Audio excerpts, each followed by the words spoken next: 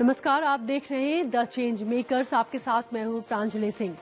आज की कड़ी में हम आपको एक ऐसी महिला से मिलवाने जा रहे हैं जिनके अंदर अद्भुत साहस है। उनको सुनने के बाद आप जरूर कहेंगे कि डर के आगे अगर जीत है तो यही है। दूसरी कहानी होगी एक ऐसे व्यक्ति की जिसने सालों पहले देश की राजनीति को बदलने में अहम भूमिका निभाई थी और आज वो उसी शिद्दत से समाज को बदल रहा है। और अंत में जो कहानी हम आपको दिखाएंगे उसे देखने के बाद आप जरूर कहेंगे कि ये कहानी तो पूरी फिल्मी है। चलिए शुरुआत करते हैं।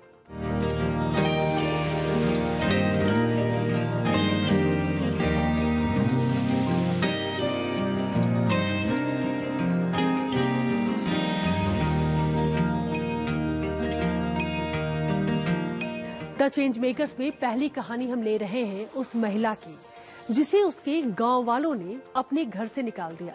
सोचिए, वो अपने घर को छोड़कर 3 सालों तक भटकती रही, पर इतने पर भी बात नहीं रुकी। उस पर कई जानलेवा हमले हुए, उसे मारा गया, उसे पीटा गया। हर वो जुल्म उस पर ढाए गए जो एक महिला सपने में भी नहीं सोच सकती है।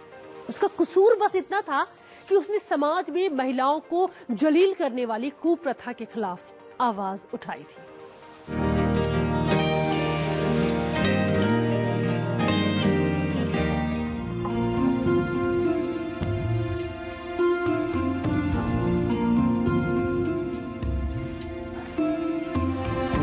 मिलिए बीरूबाला रभा से, जो पिछले 15 सालों से महिलाओं के खिलाफ हो रहे जादू टोने और डायन जैसी प्रथाओं के अत्याचार को रोकने का काम कर रही हैं।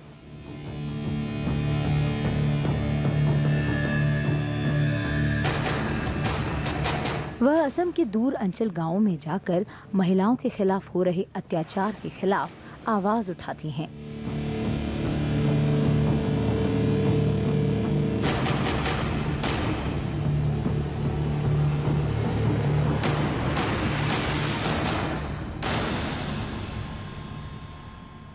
তাতে সেই ঠাকুৰবিলা মহিলা সমিতিৰ জৰিয়তে আমি আমাৰ সমাজত যিবিলাক সমস্যা মদৰ প্ৰচলন।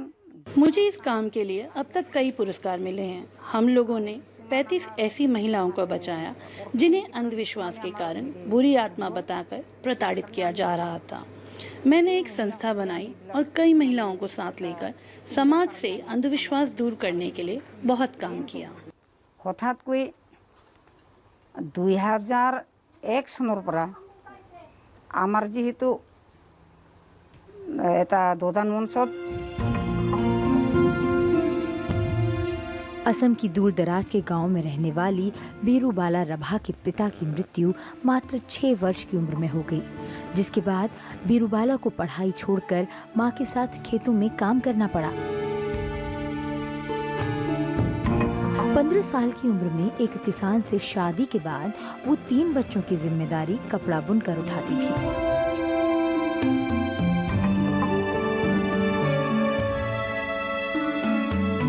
उन्नीस 1980 में जब उनके बड़े बेटे को टाइफाइड हुआ तो वो इलाज के लिए गांव के नीम हकीम के पास गईं, जहां पर बताया गया कि उनका बेटा मर जाएगा, लेकिन बच्ची की जान बच गई।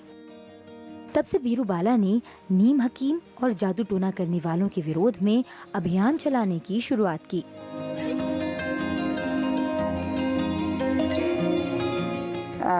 ডাইনী বুলি অৱহিত কৰাৰ পিছত আজিলৈ আমাক গাঁও সমাজে माने आजियो माने समाजत माजुली से 38 औरतों को हमने बचाया जिनके साथ बुरी आत्मा बताकर प्रताड़ित किया जा रहा था, उन्हें मारा जा रहा था। हम लोगों को इसके लिए 40,000 रुपए का फंड भी मिला। हम ये काम निरंतर कर रहे हैं। बीरूबाला ने जब ये देखा कि गांव में महिलाओं को डायन बताकर उनकी हत्या कर दी जाती है, तो उन्होंने महिलाओं का एक समूह बनाया और डायन के नाम पर महिलाओं के साथ होने वाले अत्याचार के खिलाफ आवाज बुलंद की। वे स्कूलों में जाकर बच्चों को डायन प्रथा और जादू टोनी से दूर रहने के प्रति जागरूक करती हैं। बीरूबाला अब तक 42 से अधिक महिलाओं की जान बचा चुकी हैं। उनकी कोशिशों के चलते असम की विधानसभा ने डायन हत्या निषेध विधेयक पारित किया है। যেতিয়া মানে সিহঁতৰ ঘৰৰ পৰা মই ৰাস্তাত নামিছিলোঁ তেতিয়া কৈছে ধৰ ইয়াক মাৰ আৰু কি मैं उसी गांव की हूँ। अपने रिश्तेदार के घर से आ रही थी। घर के पास अचानक बहुत सारे लोगों ने अटैक किया। बुरी आत्मा बताकर मुझे लात घूसों से मार रहे थे। पूरी तरह से मार खाई और फिर मुझे खाई में फेंक दिया गया। मैं डर गई थी। ऐसे में वीरूबाला ने आकर मुझे बचाया। उन्होंने मेरी जान बचाई। वीरूबाला राभा बहुत स्ट्रॉन्ग महिला है। मेरे लिए वीरूबाला भगवान समान है। আৰু বলৰ নিচিনা মানে একদম ঘূৰাই ঘূৰাই মানে ফিলাই দি দিলে মোক। মাৰ আজি এই সদ্যহতে মানে যিটো পদ্মশ্ৰী সন্মানৰ কাৰণে ঘোষিত হৈছে। ये जो पद्मश्री अवार्ड से मां को सम्मानित किया गया है हमारे लिए गर्व की बात है, लेकिन उनकी ये यात्रा आसान नहीं थी। हमारे संप्रदाय में कुछ अंधविश्वास हैं, हम उसके खिलाफ नहीं जा सकते, लेकिन मेरी मां ने इसके खिलाफ आवाज उठाई। मुझे खुशी मिलेगी अगर समाज से ये अंधविश्वास चला जाएगा। हमारी युवा पीढ़ी साथ देगी तो ऐसा जरूर होगा। সমাজত কিছুমান কুপ্ৰথা বুলি ক'ব পাৰি।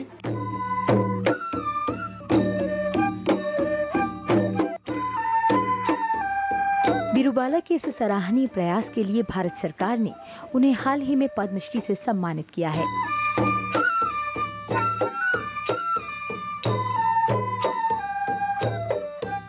वीरूबाला की गिनती उन चुनिंदा हस्तियों में होती है जिन्होंने अपना पूरा जीवन इस कुप्रथा को खत्म करने के लिए समर्पित कर दिया है।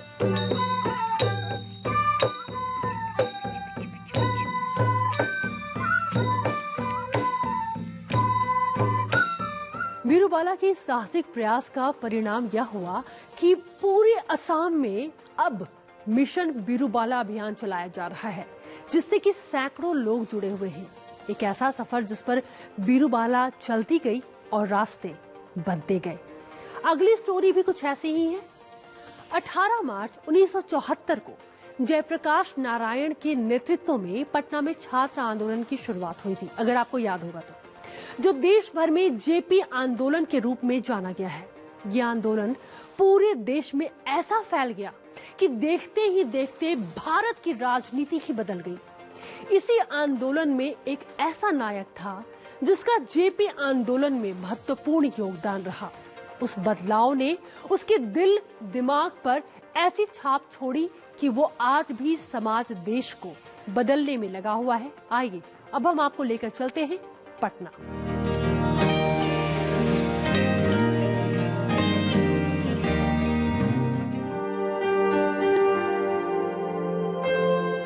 अंगदान महादान है। अंगदान देना बहुत बड़ा पुण्य का काम है।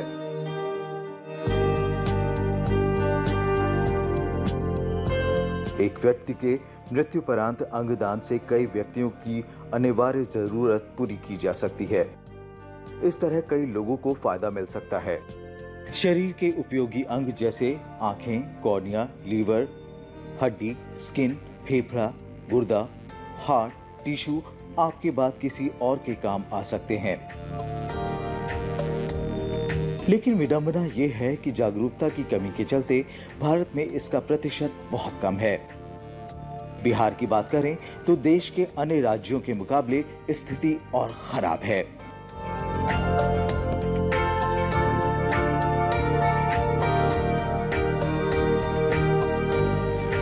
बीएल जैन को बिहार का ऑर्गन मैन भी कहा जाता है। ये दधीची देहदान समिति से लंबे समय से जुड़े हुए हैं और उनका एक ही सपना है 21वीं सदी में विकलांगता मुक्त बिहार, और इस काम में वे पिछले 2 दशकों से जुड़े हुए हैं। स्वामी विवेकानंद की एक लाइन है, they only live who live for others. जीने का अधिकार उन्हें है जो दूसरों के लिए जीते हैं। मैं जेपी मूवमेंट का एक सिपाही रहा। जयप्रकाश जी ने एक नारा दिया था, सत्ता नहीं समाज बदलना है। उस समय उनका ये नारा कहीं न कहीं जहन में बस गया और लगा कि एक सामाजिक कार्यकर्ता के नाते सिर्फ सत्ता परिवर्तन से समाज का परिवर्तन संभव नहीं है। समाज के कुछ लोगों को सामाजिक कार्यों से जोड़ना चाहिए। परिवर्तन की एक सकारात्मक पहल दिखनी चाहिए। हम दूसरों से तो अपेक्षा करते हैं, परंतु हम क्या करते हैं, इसको लेकर एक बड़ा अभियान पिछले 4-5 सालों से चला है। उस अभियान के तहत पूरे बिहार भर में आप अपने नेत्रों का दान करें, ऑर्गन का दान करें। ये होना है मृत्यु के पश्चात, परंतु एक संकल्प लेकर एक संकल्प आप भरें और उसके माध्यम से समाज को एक संदेश दें कि मेरी मृत्यु के पश्चात मेरे नेत्रों का दान होगा, और यदि शरीर का कोई अंग काम आता है तो वह अंग काम आ सके। जयप्रकाश नारायण आंदोलन के सक्रिय सिपाही रहे बिमल जैन ने जेपी के इस नारे को आत्मसात किया कि सत्ता नहीं, समाज बदलना है, और इस दिशा में वो निरंतर कार्य भी कर रहे हैं। दधीची देहदान समिति की ओर से समय समय पर जन जागरण अभियान का आयोजन किया जाता है और बिमल जैन लोगों को न सिर्फ प्रेरित करते हैं बल्कि उनसे शपथ पत्र भी भरवाते हैं और अस्पताल में मृत्यु के बाद भी परिवार के लोगों को समझाते हैं। इतना ही नहीं, अब तक 600 से अधिक नेत्रदान, 5 लोगों का देहदान और कुछ लोगों का ऑर्गन डोनेशन करवा चुके हैं। इसके अलावा जरूरतमंदों के लिए पटना में समर्पित एक अस्पताल, भारत विकास एवं संजय आनंद विकलांगता अस्पताल, जो कभी छोटा सा गैराज हुआ करता था, उनमें 36,000 लोगों को कृत्रिम अंग और 10,000 जरूरतमंदों की पोलियो सर्जरी करके उनको अपने पैरों पर खड़ा किया जा चुका है और इन सब के लिए वो कोई शुल्क नहीं लेते हैं। अभी तक की यात्रा में मैं कह सकता हूँ कि 35,000 से ज़्यादा लोगों को आर्टिफिशियल सपोर्ट दिया है, और वैसे बच्चे जिनके हाथ पैर स्वस्थ है परंतु हाथ पैर विकृति के शिकार है, टेढ़ा है, मेढ़ा है, पैर टेढ़ा है, लंगड़ा कर चलते हैं, ठेहुने पर हाथ रख कर चलते हैं, चौपाया होकर चलते हैं, वैसे लोगों को ऑपरेशन करके और उनको स्वस्थ करने का प्रयास पिछले अनेक सालों से किया है। भारत सरकार ने इन्हें इस अभूतपूर्व प्रयास के लिए हाल ही में पद्म पुरस्कार से भी सम्मानित किया है। आज बिमल जैन जैसे ऑर्गन मैन की देश को बड़े पैमाने पर जरूरत है, जिससे लाखों लोगों को जीवन दान मिल सकेगा, जो लंबे समय से ऑर्गन की प्रतीक्षा में हैं। कि एक नेत्रदान से 4 लोगों को जिंदगी मिलती है। आप सोचिए कि जाते जाते भी आप अमर हो सकते हैं यदि आप अपने नेत्रों का दान कर दें। ये एक प्रयास है और पूरे बिहार के अंदर एक बड़ी मुहिम है। भारत सरकार ने इधर कुछ 2020 में जाकर मुझे रिकॉग्नाइज किया और उन्होंने सम्मान देने का तय किया, परंतु ये यात्रा अभी बहुत छोटी सी है। इस यात्रा के क्रम में पूरा बिहार अभी बचा हुआ है। हमारा एक बड़ा नारा है, 21वीं सदी का बिहार, विकलांगता मुक्त बिहार।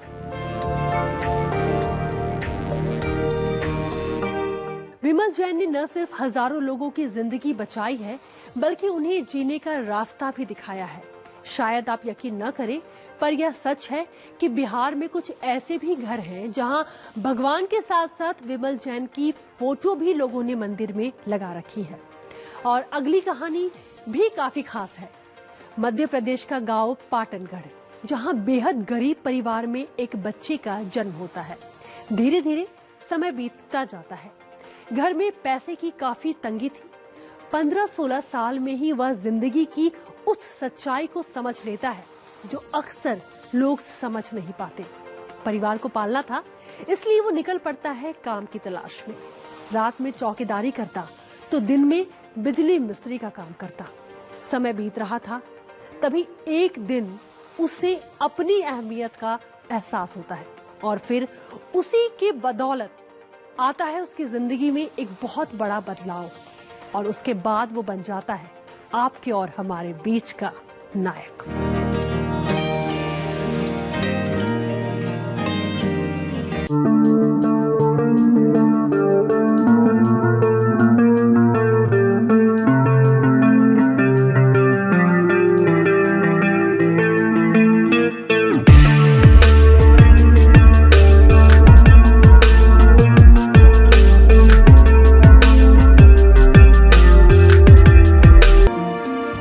इन्हें वर्ष 2018 में पद्म पुरस्कार भी मिल चुका है, लेकिन ये मंजिल इतनी आसान नहीं थी और इन्होंने जो सफर तय किया वो बहुत ही मुश्किलों से भरा हुआ था।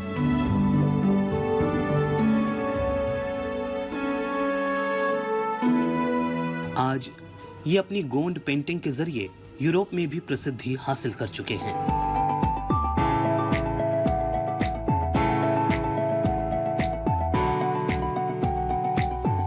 भज्जू श्याम के कई चित्र किताब का स्वरूप ले चुके हैं।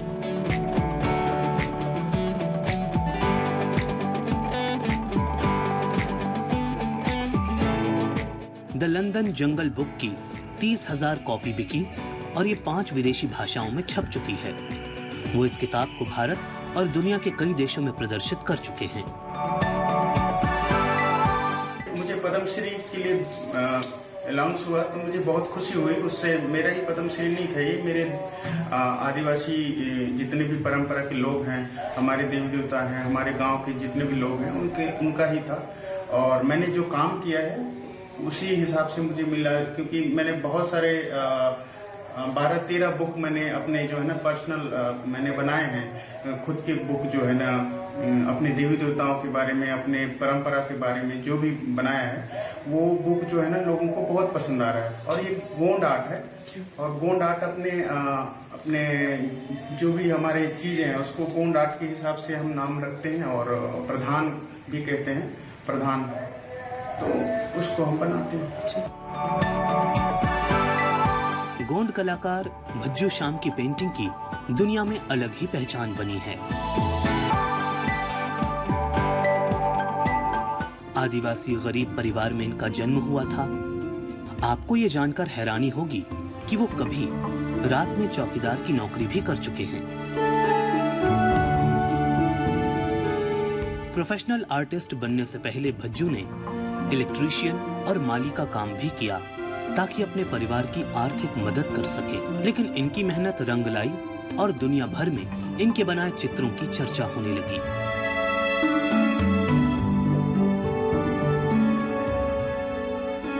साल से 30 साल पहले मैंने यहाँ आया भोपाल में आके, और मैंने काम किया, जैसे वॉचमैन की नौकरी की और इलेक्ट्रीशियन का भी काम किया। ऐसे काम करते करते मैंने अचानक आदरणीय श्री जनगढ़ श्याम के यहाँ से मैं काम शुरुआत किया और वहीं से सीखा। सीखने के बाद मैंने अपना एक अलग डिज़ाइन निकाला। डिज़ाइन निकालने के बाद मैंने काम दिखाया लोगों को पसंद आया, और करते गया और अलग अलग शहरों के अलावा अलग अलग देशों में मैंने काम किया। लोगों ने मेरे एग्जीबिशन लगाना शुरू किया, एग्जीबिशन लगाया और लोगों को पसंद आया, और करते गए। और दीवारों में मैंने काम किया, प्राइवेट संस्थाओं के साथ काम किया, सरकारियों के साथ काम किया, अलग अलग लोगों के साथ काम किया।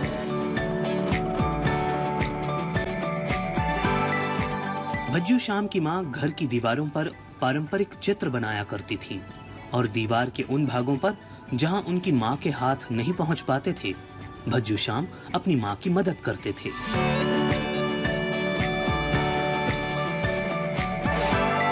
उनका ये प्रयास ही उन्हें इस मंजिल तक ले आया। आज वो अपनी ही तरह के अन्य कलाकारों की भी मदद कर रहे हैं, जिससे कि गोंड कला दुनिया भर में प्रसिद्ध हो।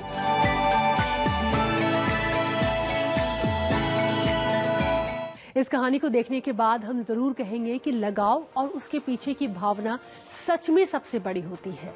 आप कुछ भी कर सकते हैं अगर बनने ठान लिया है तो। अगली कहानी है 7 समंदर पार से। महिलाओं के हक के लिए दुनिया भर में न जाने कितनी संस्थाएं काम करती हैं, पर इस बीच कई बार पुरुषों के हक की अनदेखी हो जाती है। हो सकता है कुछ लोग मेरी बात से सहमत न हो, पर यह सच है। आज हम आपको एक ऐसी महिला के बारे में बताने जा रहे हैं जो ऐसे ही पुरुषों के लिए काम करती है। दुनिया उन्हें जानती है एल्जेंड्रा रसेल के नाम से, जो थाईलैंड में आज ऐसे यंग युवकों के लिए काम करती हैं जो मानव तस्करी यानी कि ह्यूमन ट्रैफिकिंग के शिकार हुए हैं। इनकी संस्था अर्बन लाइट अब तक 6000 से ज्यादा युवकों को बचा चुकी है और उनके जीवन सुधार के लिए कई कदम भी उठाए जा रहे हैं, जैसे कि उन्हें पढ़ाया जा रहा है, उन्हें कई रचनात्मक कामों में लगाया जा रहा है। एल्जेंड्रा की सबसे अच्छी बात हमें यह लगी कि उन्होंने उन बच्चों के दर्द को अपना समझा। शायद इसलिए उन्होंने अपनी जिंदगी की सबसे अनमोल चीज इन बच्चों के नाम कर दी। दरअसल 2009 में जब उन्होंने काम करना शुरू किया तो उनके पास इतने पैसे नहीं थे कि वो कुछ सोच पाते, पर उन्होंने हिम्मत नहीं हारी। पैसे जुटाने के लिए उन्होंने अपनी सगाई की अंगूठी तक बेच दी। अलजेंद्रा के काम को दुनिया ने सराहा। उनकी हिम्मत बढ़ाने के लिए उन्हें कई अवार्ड मिले हैं, जिसमें सबसे बड़ा अवार्ड उन्हें 2019 में मिला है, mother Teresa memorial award. The change makers के आज के सफर में इतना ही। अगली बार कुछ ऐसी ही प्रेरणा से भरी कहानियों के साथ आपसे दोबारा मुलाकात होगी। तब तक के लिए आप सब देखते रहे संसद टीवी। नमस्कार।